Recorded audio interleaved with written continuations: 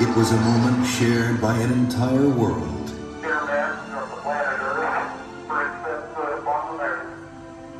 It came indeed for all mankind. With these first steps, mankind stood on the highest ground, and we saw our planet as our home port in the endless ocean of space. There was something which was surprising to me. It occurred as I was standing on the surface. Just after we had landed, I'd gone down, standing on the surface and looking at planet Earth for the first time, seeing the beauty, seeing the finiteness of it, the limits of it, realizing what a shame it was that people were confronting each other on that planet without realizing what it was doing to the planet.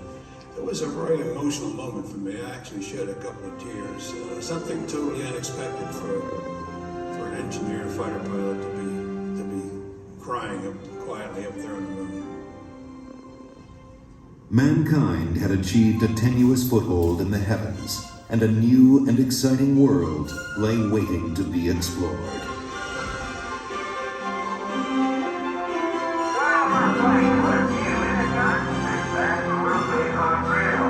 The first mission had stayed for only one day, but over the next 3.5 years, 5 more Apollo missions visited the moon, and with each one, we stayed longer, roamed further, and discovered more.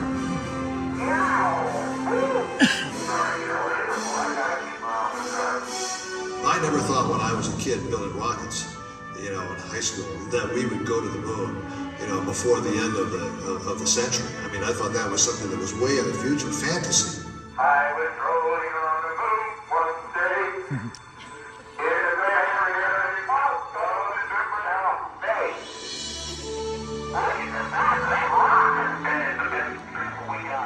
Just don't stub your toe. We have got to understand that as people, we need to stretch. We need to reach beyond our grasp. We need to strive to do things that seem impossible, because in the accomplishment of them, we move society forward.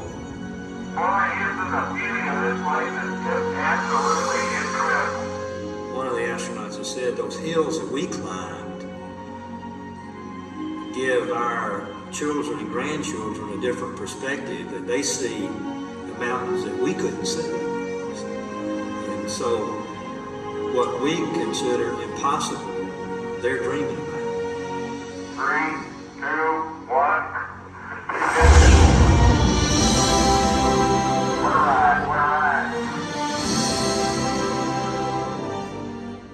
When I have a chance to talk to kids, I tell them, the first thing I tell them is to take the word impossible out of their vocabulary. Go to their teacher tomorrow morning and scratch it out in the dictionary. The word doesn't exist. If I could stand here and tell you that I lived on the moon, that I called the moon my home for 3 days, you tell me what is impossible in this day and age, much less in a generation that follows, much less into the 21st century. Nothing is impossible.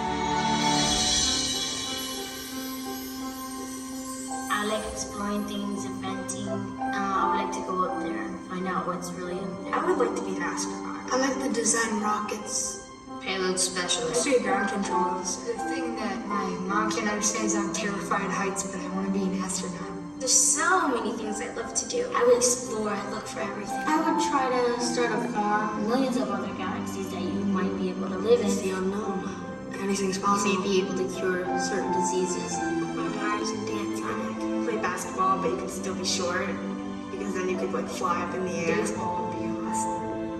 Hit the ball, you get a home run every time. There are a lot of things that can benefit mankind that we, because of science, we simply cannot do on Earth. It's such a big universe, and it's kind of strange to think that just this one tiny planet was chosen to have life on it. I hear they're finding new planets or moons, and they're finding out more about how stars are working, and it makes me feel like it's trying to tell me something. What's it trying to tell you?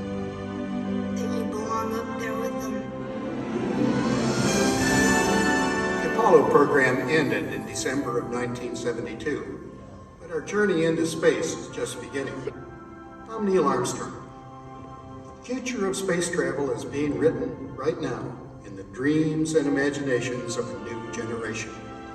Perhaps that's the greatest legacy of Apollo, It shows our children and grandchildren that with courage, imagination, and the will to explore, no dream is impossible.